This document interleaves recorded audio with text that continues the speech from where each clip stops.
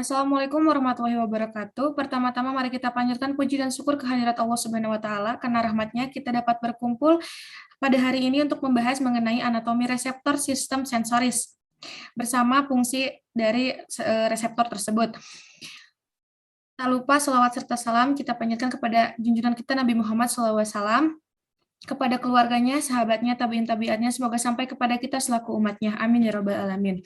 Sebelumnya saya ingin mengucapkan terima kasih kepada Ibu Popi Sopiah SKP M Biomed selaku dosen ilmu biomedik dasar. Saya akan memperkenalkan terlebih dahulu anggota kelompok saya. Yang pertama ada Fadilah Siti Nurwahyuni, Alisa Diva Azahra, saya sendiri Mita Mazdina Anugrah, Nurwulan Puspitasari, dan Sri Wulan Herianti. Untuk mempersingkat waktu, mari kita mulai ke pembahasan pertama, yaitu mengenai mekanoreseptor yang akan disampaikan oleh Nurwulan. Kepada Nurwulan, waktu dan tempat dipersilahkan. Baik, terima kasih kepada moderator yang telah memberikan kesempatan kepada saya untuk menyampaikan materi mekanoreseptor. Mekanoreseptor adalah struktur sensorik primer yang menyediakan informasi tentang fitur mekanis lingkungan internal dan eksternal. Bisa dilihat pada gambar berikut ini.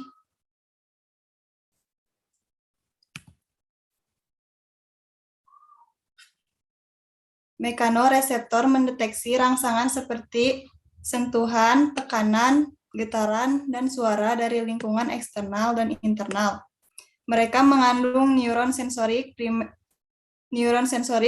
yang menanggapi perubahan perpindahan mekanis. Biasanya di daerah terlokalisasi di ujung dendrit sensorik.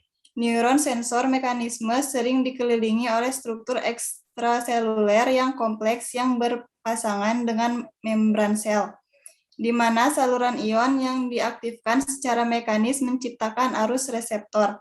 Potensial reseptor yang dihasilkan biasanya dikodekan menjadi potensial aksi oleh saluran ion yang diaktifkan tegangan. Banyak dari neuron mekanoreseptor ini juga menerima input sinaptik eferen dari sistem saraf pusat yang memodulasi sensitivitasnya dan kemungkinan reseptornya di dinamiknya. Jenis-jenis reseptor mekanik berfungsi beserta fungsinya. A. Kulit tidak berambut pada kulit yang gundul atau tidak berambut. Ada 4 jenis sensor reseptor utama, masing-masing sesuai dengan fungsinya.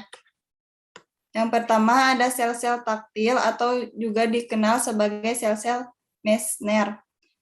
Merespons sentuhan ringan dan beradaptasi dengan cepat terhadap perubahan tekstur atau getaran sekitar 50 Hz. 2. Sel-sel bulat atau juga dikenal sebagai termini ruffini. Mendeteksi ketegangan yang dalam pada kulit dan fasia. 3. Ujung saraf Merkel atau juga dikenal sebagai cakra Merkel. Mendeteksi tekanan yang berkelanjutan. 4. Sel-sel lamelar atau juga dikenal dengan sel-sel Pacini. Pada kulit dan fasia mendeteksi getaran cepat atau sekitar 200 sampai 300 Hz. B. Folikel rambut. Reseptor pada folikel rambut terasa ketika rambut berubah posisi.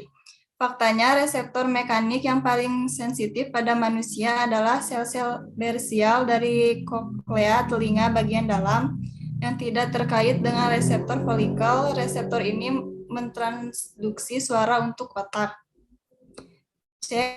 Kulit. Mekanoreseptor kulit merespon rangsangan mekanik yang dihasilkan dari interaksi fisik, termasuk tekanan dan getaran. Mereka terletak di kulit, seperti halnya reseptor kulit lainnya. Mekanoreseptor kulit dapat diklasifikasikan berdasarkan morfologi dengan jenis sensasi apa yang mereka rasakan dan oleh kecepatan adaptasi. Selain itu, masing-masing memiliki bidang reseptif yang berbeda. Mekanoreseptor tipe 1 atau SA1 adaptasi lambat 2. Mekanoreseptor tipe 2, SA2 adaptasi lambat, 3. Mekanoreseptor organ akhir sel atau RA, adaptasi cepat atau Meissner 4. Corpuscula Pacini atau Vater Pacini, corpuscle atau corpuscula laminar. Berdasarkan tingkat adaptasi mekanoreseptor kulit juga dapat dipisahkan ke dalam kategori berdasarkan tingkat adaptasinya, yaitu A. Reseptor yang beradaptasi dengan cepat, yaitu dengan cepat kembali denyut nadi normal disebut fasik, dan reseptor yang lambat untuk kembali ke laju pembakaran normal disebut juga tonik. B. Reseptor mekanik fasik berguna untuk mendeteksi hal-hal seperti tekstur atau getaran. Sementara reseptor tonik berguna antara lain untuk suhu dan propriosepsi. D. Ligamen. Ada 4 jenis sensor yang tertanam di ligamen karena semua jenis sensororeseptor ini adalah myelin. Mereka dapat dengan cepat mengirimkan informasi sensorik mengenai posisi sendi ke sistem saraf pusat. Tipe 1 kecil, ambang rendah, adaptasi lambang dalam konfigurasi statis dan dinamis. Tipe 2 sedang, ambang rendah, adaptasi cepat di lingkungan yang dinamis. Tipe 3 besar, ambang tinggi, beradaptasi perlahan di lingkungan yang dinamis. Tipe 4 sangat kecil, reseptor nyeri ambang batas tinggi yang mengkomunikasikan cedera. Mekanoreseptor adalah neuron khusus yang mengirimkan informasi deformasi mekanis atau misrotasi sendi akibat perubahan posisi dan gerak menjadi sinyal listrik. Stimulasi reseptor ini menghasilkan kontraksi otot refleksi tentang sendi sebagai kontrol adaptif terhadap gerakan tiba-tiba percepatan atau perlambatan. Baik, materi yang kedua, sekian materi yang dapat saya sampaikan. Saya kembalikan kepada moderator. Baik, terima kasih kepada Nurwulan yang telah menyampaikan materi mengenai mekanoreseptor. Materi selanjutnya akan disampaikan oleh Sri Wulan mengenai termoreseptor. Waktu dan tempat dipersilahkan. Baik, terima kasih kepada moderator telah memberikan kesempatan kepada saya untuk menyampaikan materi. Materi termoreseptor. Termoreseptor adalah unit sel saraf yang sangat kecil yang bertanggung jawab untuk mengamati perubahan suhu dalam tubuh, menerima derajat dingin atau panas yang berbeda sehubungan dengan lingkungan yang mengelilingi tubuh. Berikut ini contoh dari gambar termoreseptor. Dari gambar termoreseptor. Selanjutnya.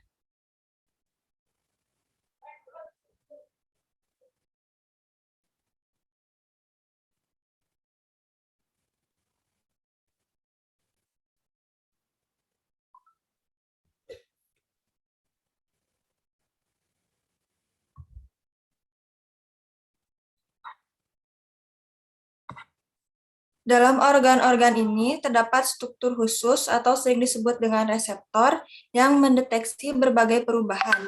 Diklasifikasikan ke dalam sel Ruffini dan sel Krause.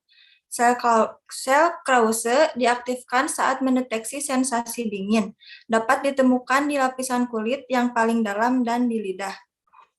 Sel-sel Ruffini diaktifkan saat bersentuhan dengan sumber panas, ditemukan di area terdalam dari dermis.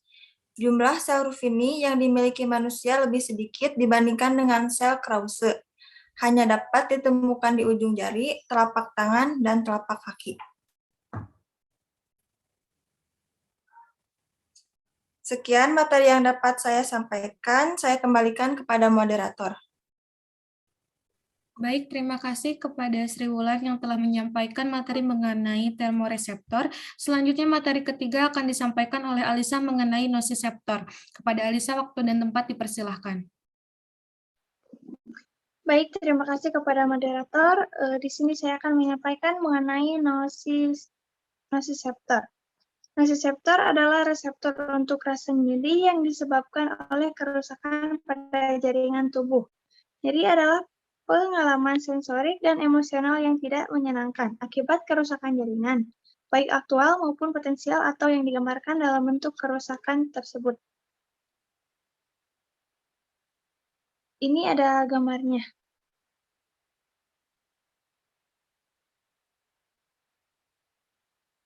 Terdapat 3 kategori nociceptor. Nociceptor mekanis berespon terhadap kerusakan mekanis, misalnya tersayat, terpukul, atau cubitan. Nociceptor suhu berespons terhadap suhu ekstrim, terutama panas. Nociceptor polimodal berespons sama kuat terhadap semua jenis rangsangan yang merusak, termasuk bahan kimia iritan yang dikeluarkan oleh jaringan yang cedera. Banyak neuron yang hanya menjalankan satu fungsi. Oleh karena itu, neuron yang melakukan fungsi-fungsi ini dalam kombinasi diberikan klasifikasi polimodal.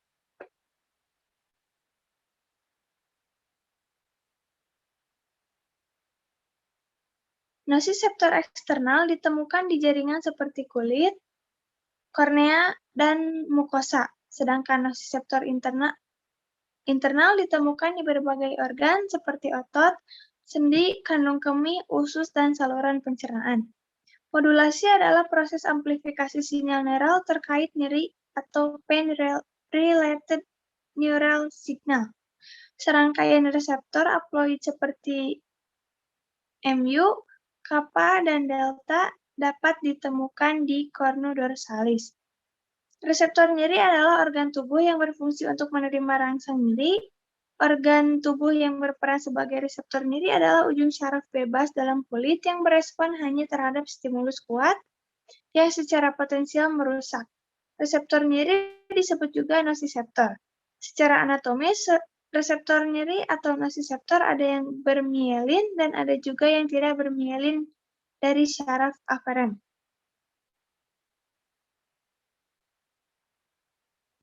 Jalur nyeri di sistem syaraf. Yang pertama ada jalur ascenden, serabut saraf C dan A delta halus yang masing-masing membawa nyeri akut tajam dan kronik lambat. Bersinap di substansia gelatinosa cornudorsalis, memotong medula spinalis dan naik ke otak di cabang neospinothalamicus atau cabang paleospinothalamicus tractus spinothalamicus anterolateralis. Yang kedua ada jalur descenden. Salah satu jalur descenden yang telah diidentifikasi adalah mencakup 3 komponen, yaitu bagian pertama adalah substansia grisea periaqueductus atau PAG dan substansia grisea periventricle mesencephalon dan pons bagian atas yang mengelilingi aqueductus sylvius. Yang ketiga, patofisiologi nyeri.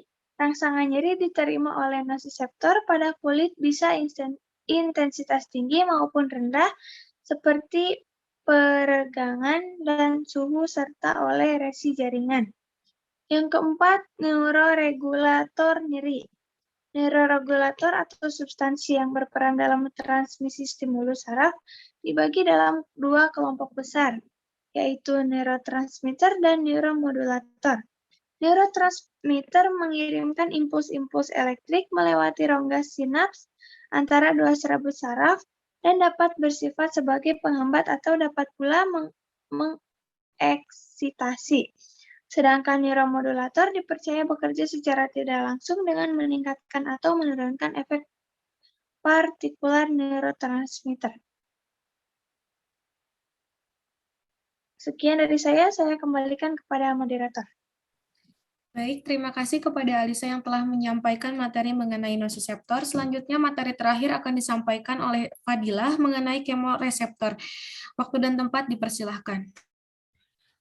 Baik, terima kasih kepada moderator yang telah memberikan saya kesempatan untuk menyampaikan materi kemoreseptor. Lidah merupakan tempat beradanya indera pengecap. Bisa dilihat pada gambar tersebut ada lidah.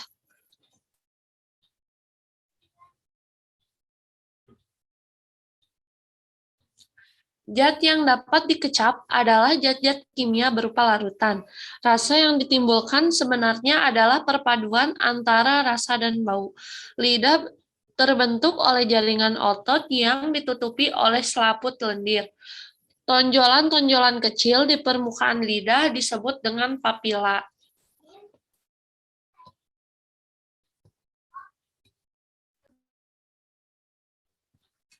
Ada 3 jenis papila yang ada di permukaan lidah, yaitu A. Papila circumvallata. Papila ini terdapat di pinggir lidah berjajar membentuk huruf V.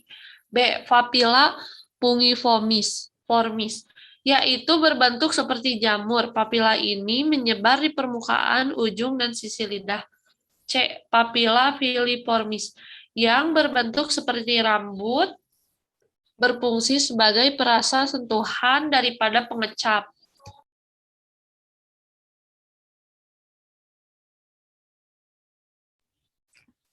Pada papila tersebut terdapat kuncup-kuncup pengecap, maka zat yang mengisi parit tersebut merangsang kecup pengecap. Rangsangan ini diteruskan oleh serabut saraf menuju ke otak untuk diartikan. Kuncup-kuncup pengecap dapat membedakan 4 rasa pokok, yaitu asam, pahit, manis, dan asin. Namun, terkadang kita juga dapat merasakan lebih dari 4 rasa tersebut. Hal ini terjadi karena melibatkan faktor-faktor lain, yaitu dengan adanya kombinasi keempat rasa utama tersebut menghasilkan rasa baru.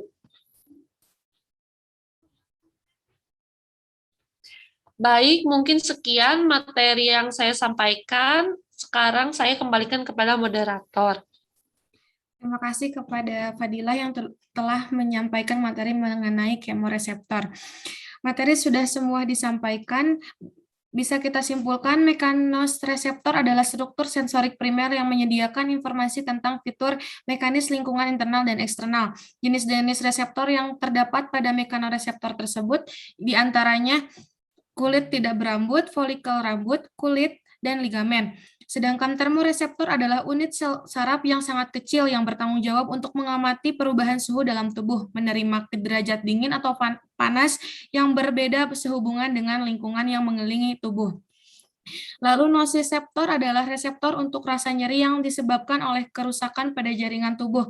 Nyeri adalah pengalaman sensorik dan emosional yang tidak menyenangkan akibat kerusakan jaringan, baik aktual maupun potensial atau yang digambarkan dalam bentuk kerusakan tersebut.